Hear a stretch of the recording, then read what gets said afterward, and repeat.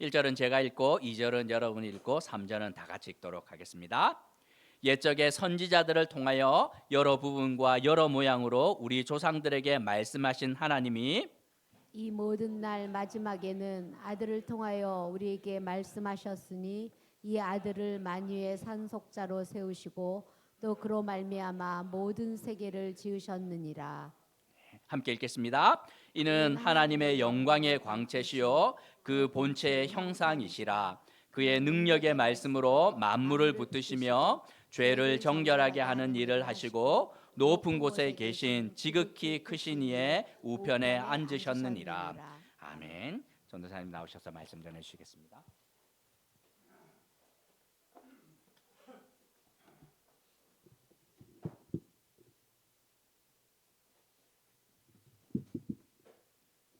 네, 제가 어울림교회 부임한 지도 이제 3개월이 지났는데요.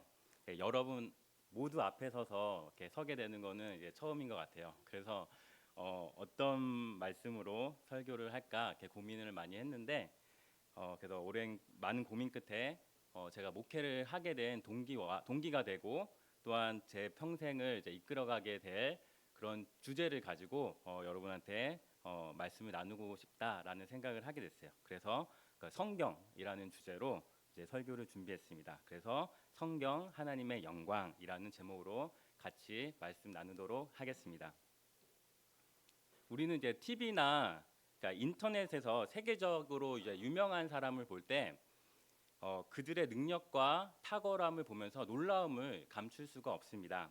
그래서 전 세계 언론은 그 유명인을 집중 조명하면서 그들이 얼마나 그들의 실력이 뛰어난지, 또한 얼마나 그들의 재능이 탁월한지, 또 얼마나 그들의 예술적 감각이 아름다운지를 이렇게 보여주고 드러내 줍니다.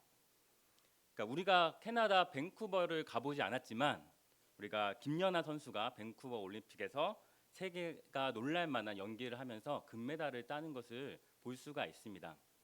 또 우리가 영국에 가보진 않았지만 그 손흥민 선수가 70m를 질주하면서 수비수 7명을 제치며 원더골을 노는 것을 우리가 볼 수가 있습니다.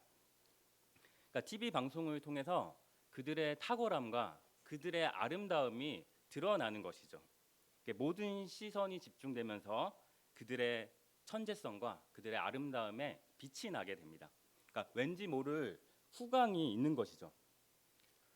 우리 청소년들 NCT 좋아하시죠? NCT 아이돌 그룹인데 이게 만약에 여기 강동구청 앞에 그 NCT가 딱 나타나면 어떻게 되겠어요?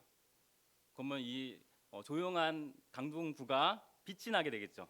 확 빛이 나게 되겠죠. 그런데 갑자기 BTS가 그 옆에 딱 나타난 거예요.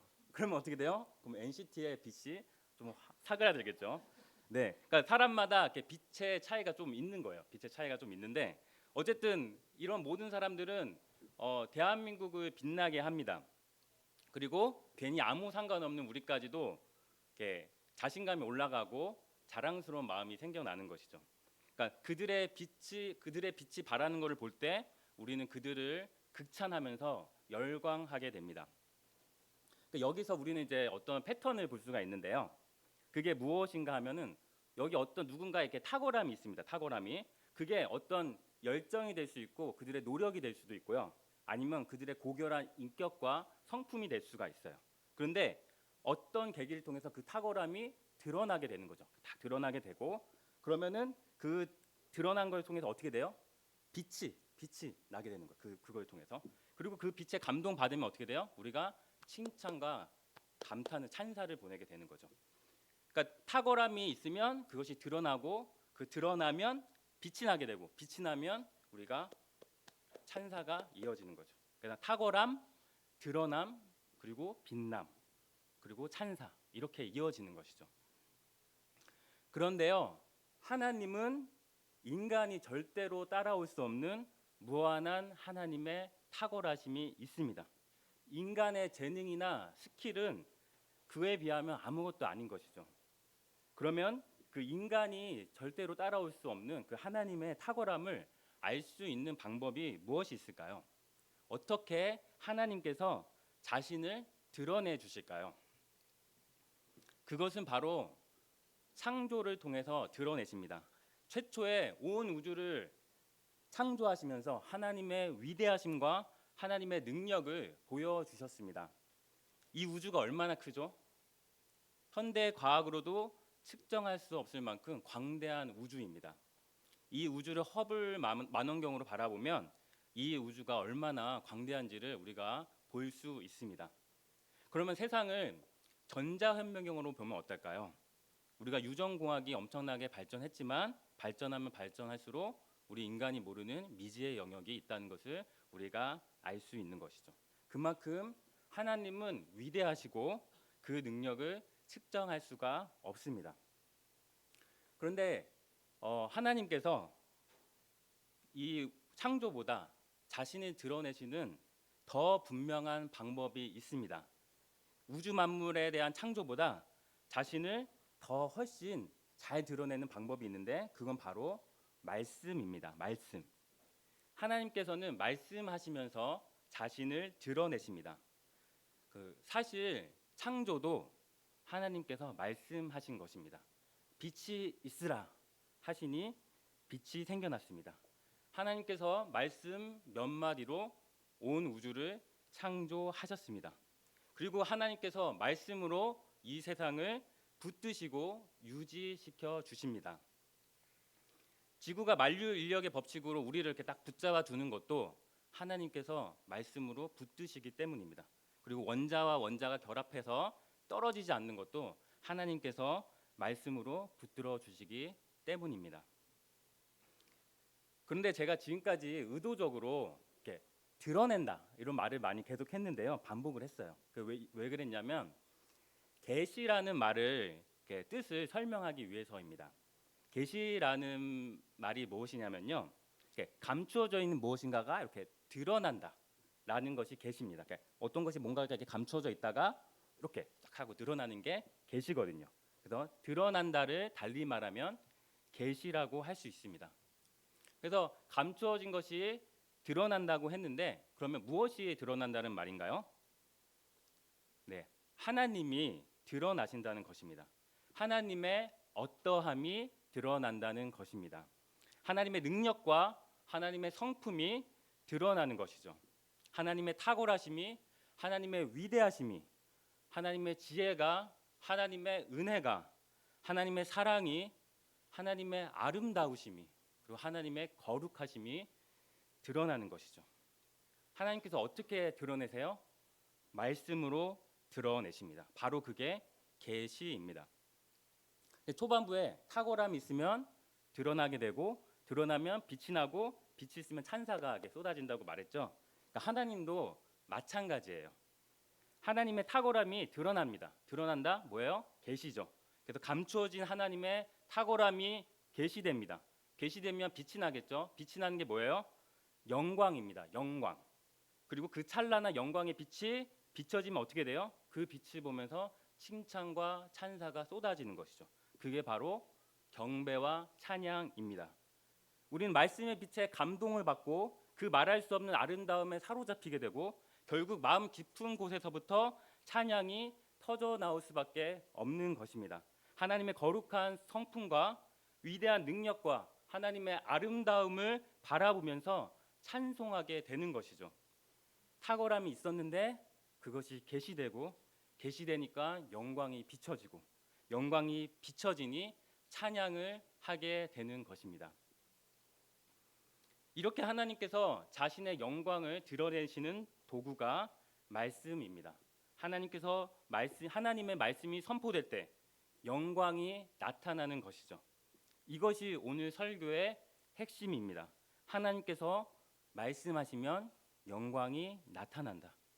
하나님께서 말씀하시면 영광이 나타난다. 아시겠죠? 그렇다면 이제 하나님께서 어떻게 계시를 하시는지 보겠습니다.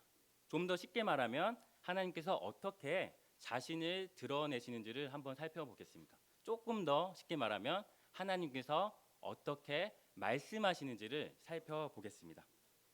먼저 하나님께서는 인간의 언어로 직접 말씀하십니다. 구약의 예를 들어볼게요. 하나님께서 아브라함에게 나타나셔서 뭐라고 말씀하세요? 너는 너의 고향, 친척, 아버지의 집을 떠나 내가 내게 지시할 땅으로 가라. 이렇게 말씀하시죠. 하나님께서 아브라함에게 직접 말씀하십니다. 또 모세에게는 뭐라고 말씀하세요? 이리로 가까이 오지 마라. 네가 서 있는 곳은 거룩한 땅이니 너의 신을 벗어라. 이렇게 아브라함과 모세는 하나님을 직접 보지는 못했지만 하나님의 말씀을 직접 들었습니다. 하나님께서 인간의 언어로 말씀을 하신 것이죠. 그리고 또한 하나님께서는 그 대리인을 통해서 말씀하십니다.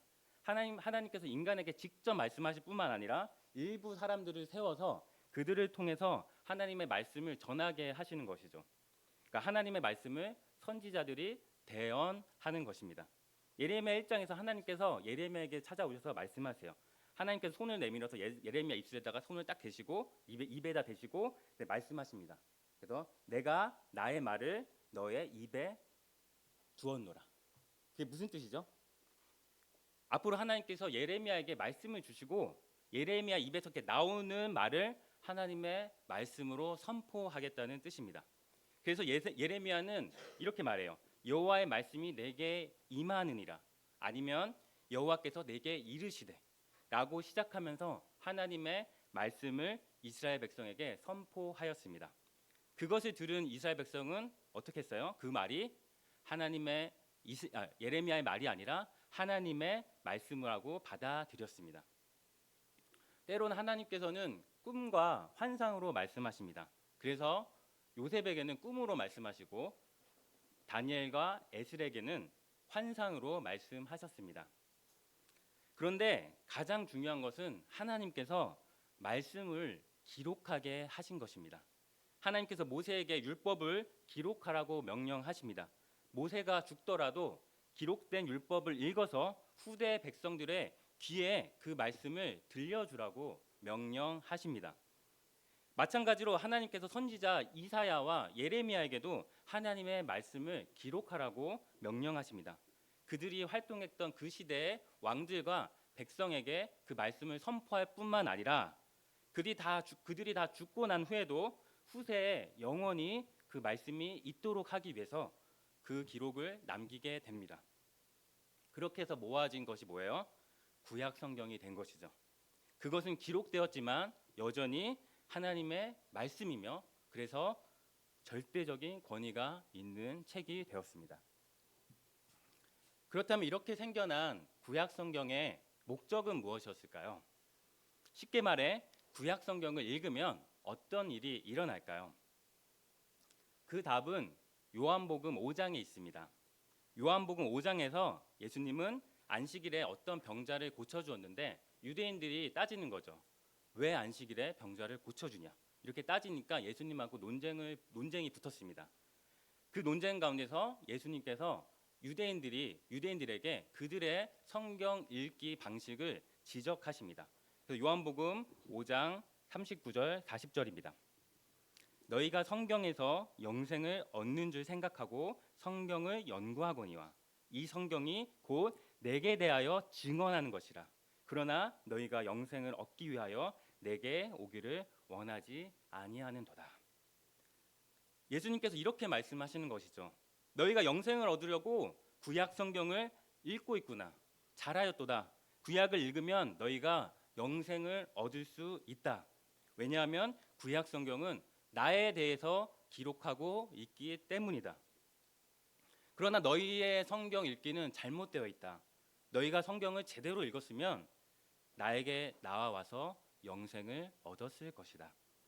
그래서 예수님은 46절 47절에서 계속 말씀하세요.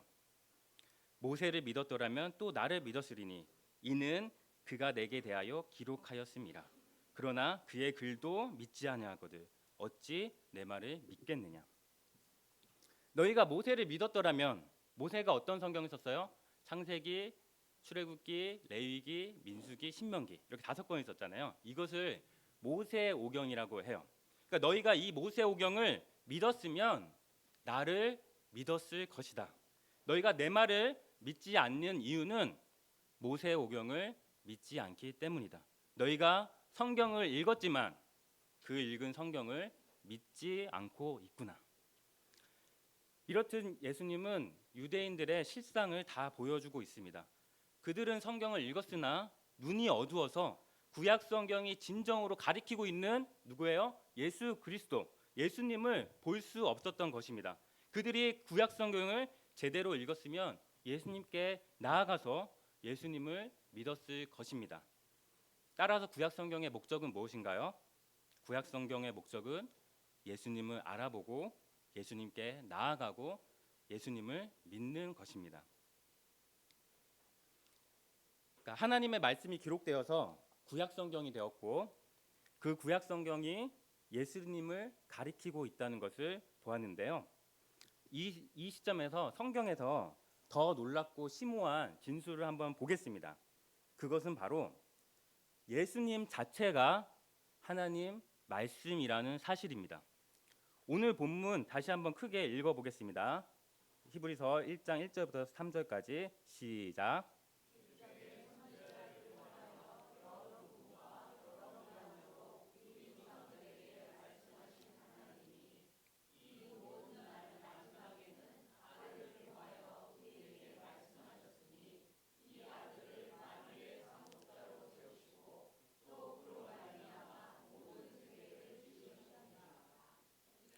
하나님의 영광의 광채시요 그 본체의 형상이라.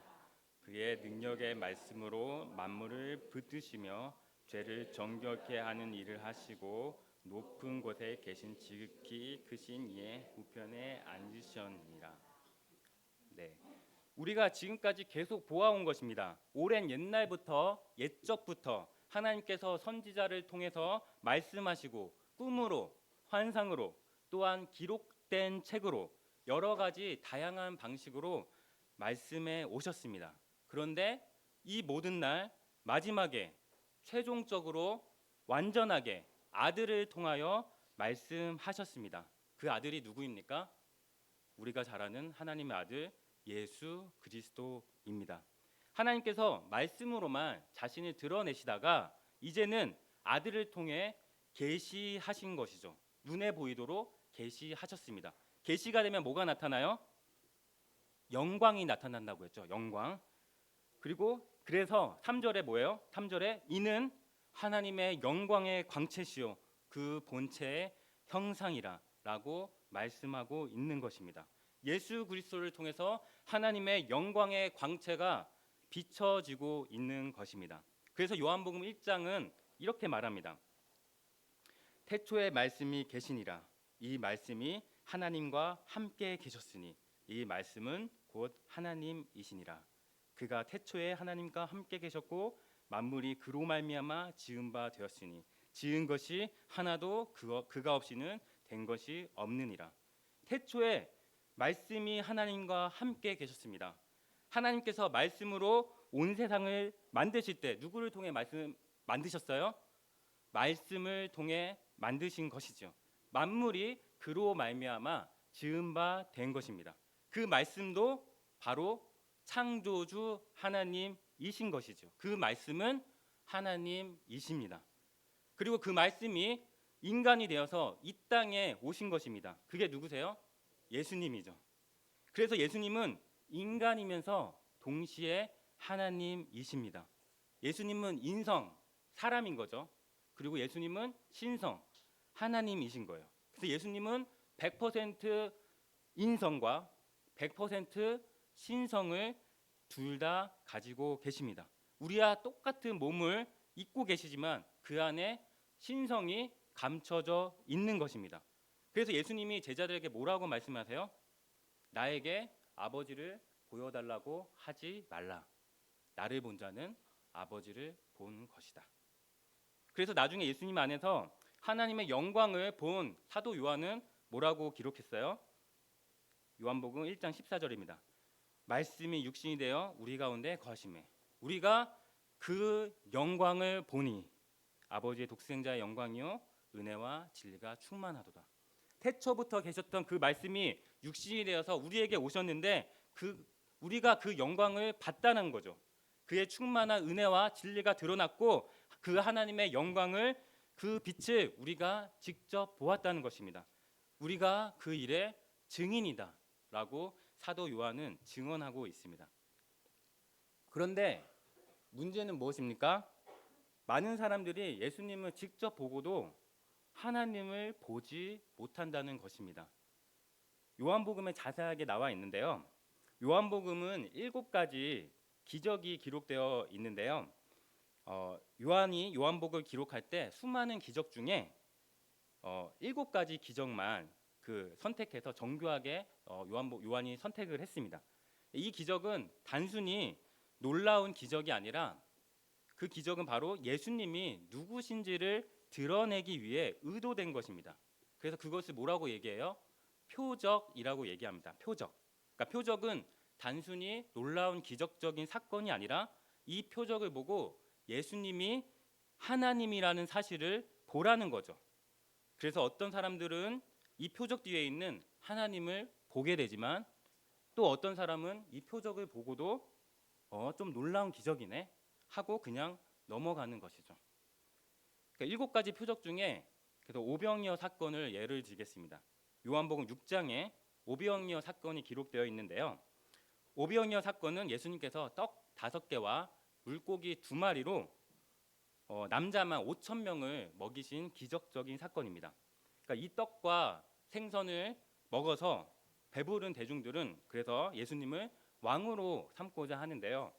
왜냐하면 경제적인 문제를 해결해 주는 사람을 왕으로 삼는 것이죠. 그러자 예수님은 어떻게 하세요? 그 자리를 피하세요. 그리고 다음 날에 그 기적의 의미를 알려주십니다. 나는 생명의 떡이다. 너희 조상들은 하늘에서 오는 만나를 먹고 죽었지만 이 떡을 먹는 사람은 영원히 살 것이다. 이것은 표적인 것입니다. 오병이어 사건은 표적인 것입니다. 예수님이 누구신지를 가르쳐주는 표적입니다. 그런데 대중들의 반응은 어떻습니까? 어렵도다, 어렵도다 하면서 다 떠나가게 되는 것이죠.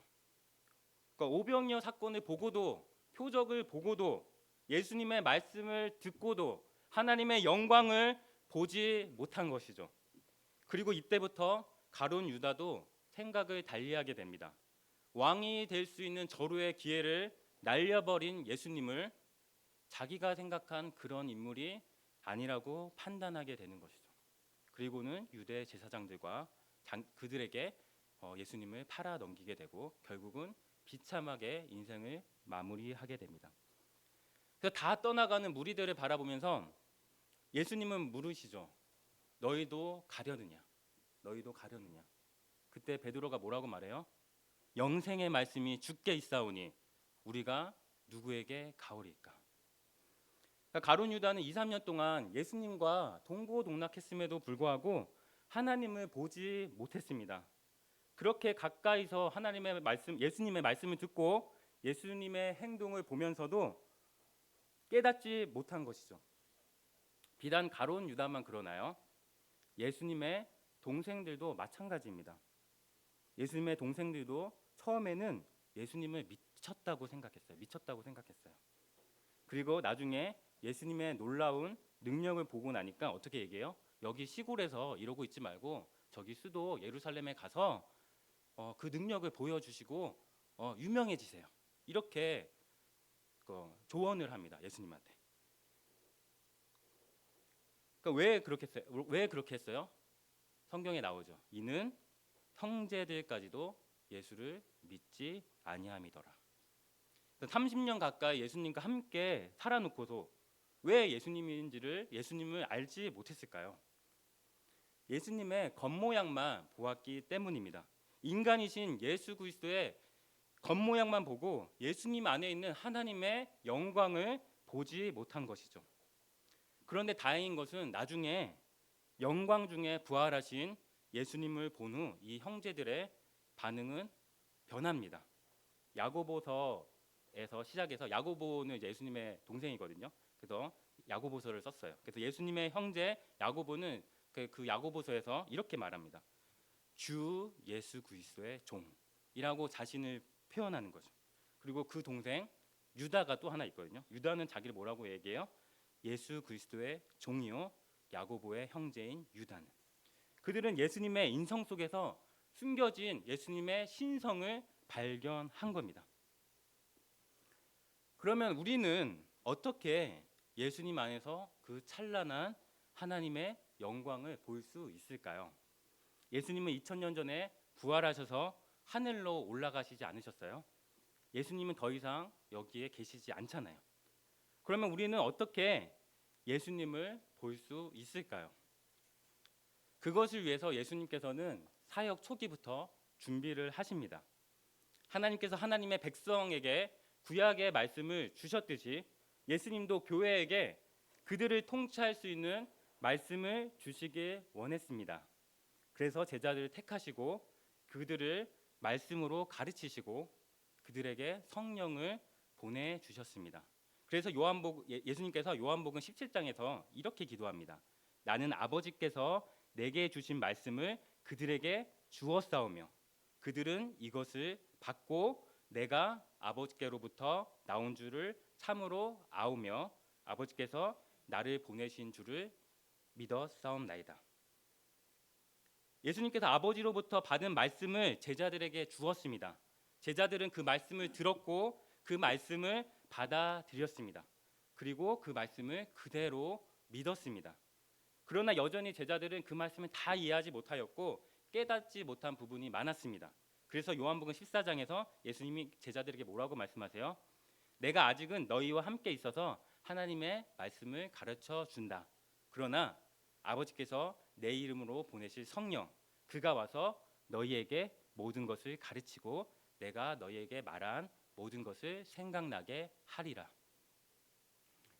예수께서 승천하셔서 하늘 보좌에 오르셔서 거기서 성령을 보내시고 성령은 제자들에게 하나님의 말씀을 깨닫게 하시고 가르쳐 주시고 진리 가운데로 인도하십니다. 그래서 성령의 감동으로 제자들이 예수님의 이야기를 쓰고 교회에게 편지를 써서 기록으로 남겼고 그것이 바로 신약 성경입니다. 그래서 교회는 선지자들과 사도들의 터 위에 세워진 것입니다. 선지자들의 터는 뭐예요? 구약 성경이고 사도들의 터는 뭐예요? 신약 성경이죠. 그래서 즉 하나님의 말씀의 터 위에 세워진 것입니다. 그래서 신구약 성경이 하나님의 말씀이고 하나님의 말씀이 최종적인 권위를 가지고 그 말씀이 왕이신 예수님께서 교회를 통치하시는 방법입니다. 주님께서는 당신의 교회를 당신의 말씀으로 통치하십니다. 이제 우리는 주님께서 교회에게 남겨주신 이 성경을 통해 하나님의 영광을 봅니다. 구약 성경은 예수님을 가리켰죠. 그리고 복음서는 예수님 자체이시고요. 그리고 신약의 나머지 책은 예수님의 인격과 사역의 그 의미를 우리에게 전해줍니다. 하나님이 성경을 통해 말씀하시면 무엇이 드러나나요? 예수 그리스도의 영광이 드러납니다. 여기서 예수님과 성경의 공통점이 두 가지 있는데 하나는 둘 다 하나님의 말씀이에요. 예수님도 말씀이고 성경도 말씀입니다. 그리고 또 하나 더 있어요. 좀 전에 예수님이 인간이시고 하나님이라는 사실을 알려드렸죠. 그런데 어떤 사람은 인간의 모습만 볼 뿐이고 그 감춰진 하나님의 영광을 보지 못했습니다. 마찬가지입니다. 성경도 인간이 쓴 책입니다. 각자마다 각각의 저자가 다 있어요. 하지만 동시에 성령의 감동으로 된 하나님의 말씀입니다. 그래서 이 세상의 어떤 책과는 다른 특별한 책인 것이죠. 그러나 많은 사람들이 예수님을 직접 보았지만 예수님을 통해 아버지를 보지 못한 것처럼 마찬가지로 오늘날에도 성경을 보아도 그냥 좋은 생각 같은 잡지 같은 그냥 좋은 이야기 아니면 전설 같은 옛날 이야기로 볼 뿐이지 거기서 하나님의 말씀을 보지 못하는 것입니다. 성경을 통해서 하나님의 영광을 보지 못한다면 아무리 예수님이 육신으로 이 땅에 다시 오셔도 그가 하나님이라는 것을 보지 못할 것입니다. 왜 그렇습니까? 왜 그럴까요? 고린도 후서에 4장에 답이 있습니다. 4장 4절입니다. 그 중에 이 세상의 신이 믿지 아니하는 자들의 마음을 혼미하게 하여 그리스도의 영광의 복음의 광채가 비치지 못하게 함이니 그리스도는 하나님의 형상이니라. 이 세상의 신이 누구예요? 이 세상 신? 사탄인 거죠. 그 사탄이 그들의 마음을 혼미하게 하고 있습니다. 그래서 영광의 복음의 광채가 비치지 못하도록 방해하고 있는 것이죠. 하나님의 말씀 속에 담겨진 그 영광의 빛을 어둠으로 가로막고 있는 것입니다. 그래서 모든 인간은 영적으로 눈먼 상태에 처해 있습니다. 그렇다면 어떻게 눈을 뜨게 됩니까? 고린도후서 4장 6절입니다. 어두운 데 빛이 빛이라 말씀하셨던 그 하나님께서 예수 그리스도의 얼굴에 있는 하나님의 영광을 아는 빛을 우리 마음에 비추셨느니라. 혼미한 마음을 가진 우리가 눈을 뜨는 이유는 태초에 빛이 있으라 말씀하셨던 하나님께서 하나님의 영광을 아는 빛을 우리 마음에 비추셨기 때문입니다. 하나님의 영광이 나타난 것이죠. 무엇을 통해서요? 하나님의 말씀을 통해서입니다. 하나님께서 말씀으로 세상을 창조하셨듯 하나님께서 말씀으로 새로운 창조를 하십니다. 빛이 있으라. 하나님의 말씀으로 우리의 어두운 눈을 밝히시고 우리에게 빛을 주시고 생명을 주시고 하나님의 영광이 무엇인지 알게 하십니다. 그래서 새로운 피조물이 되게 하시는 것이죠. 새 창조입니다. 이렇게 우리는 성경을 통해 하나님의 영광을 보게 되는 것입니다. 그러면 이제 우리는 어떻게 해야 합니까? 우리가 어떻게 해야 되죠? 이 성경을 정말로 하나님의 말씀이라고 믿으시기 바랍니다. 제가 이렇게 창세기를 펴서 태초에 하나님이 천지를 창조하시니라 이렇게 읽었습니다. 그럼 무슨 일이 일어난 거예요? 하나님이 말씀하신 거예요. 저의 입을 통해서 이 공기라는 매체를 통해서 여러분의 귀에다가 하나님이 말씀하신 것입니다. 그러니까 신기한 일인 거죠. 그러니까 그것을 믿고 이 성경을 귀히 여기면서 하나님께서 우리의 눈을 열어달라고 간절히 기도하시면서 깊이 읽으시기 바랍니다. 하나님은 지금도 여전히 말씀하십니다. 그렇게 우리가 성경을 읽을 때 무슨 일이 일어납니까? 우리가 구약과 신약을 읽을 때 그 속에서 주님이 어떤 분이신지 그리고 그분이 무엇을 하셨는지가 드러납니다. 그분의 인격이 드러나고 그분의 사역이 드러나는 것이죠. 그러면 그분의 아름다운 그분의 인격과 그분의 놀라운 사역이 빛이 나게 되고 그래서 그것이 영광이 되는 것이죠. 우리가 그 영광을 바라보면서 경외감을 느끼고 감격하고 감탄하고 찬양하고 영광을 돌리게 되는 것이죠. 그렇게 주님의 얼굴에 있는 그 영광을 보면서 우리가 주님을 조금씩 닮아가는 것입니다. 그리고 결국에 마지막에는 우리도 주님처럼 영광스럽게 변화될 것입니다. 마지막으로 말씀 한 구절만 읽고 마치겠습니다. 고린도후서 3장 18절 큰 목소리로 같이 읽겠습니다. 시작. 우리는 모두 너울을 벗어버리고 주님의 영광을 바라봅니다. 이렇게 해서 우리는 주님과 같은 모습으로 변화하여 점점 더 큰 영광에 이르게 됩니다. 아멘.